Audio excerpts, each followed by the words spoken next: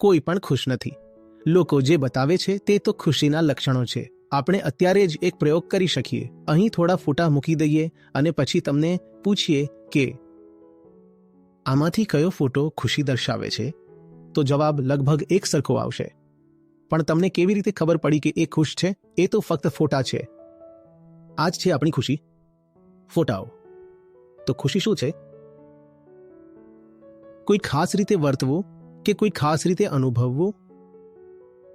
ખરેખર ખુશી શું છે? એવી ખુશી જે ન તો અસ્થાયી છે, ન તો રાસાયણિક અસરથી થાય છે. એને શાસ્ત્રીય રીતે આનંદ કહેવામાં આવ્યો છે. આનંદ મેળવવાની વસ્તુ નથી, એ તો સ્વભાવ છે. ખુશી તો સતત થતી વસ્તુ છે. એ તો તમારો શ્વાસ જ છે. જેમ હૃદય ધબકે છે તેવી જ રીતે ચેતનાનો સ્વભાવ છે હંમેશા આનંદિત રહેવાનો. તમે તો પહેલેથી જ આનંદમય છો, પરંતુ આપણે પોતાની જાતને અનેક નિરર્થક વસ્તુઓથી ભારે કરી દઈએ છીએ અને એ જ બની જાય છે દુઃખ, જીવનનો તાપ. જીવન એક જખમ બની જાય છે અને જ્યારે જીવન એ રીતે બની જાય છે ત્યારે જ તમને ઇન્દ્રિય સુખોની જરૂર પડે છે, જેને આપણે ભૂલથી ખુશી કહીએ છીએ.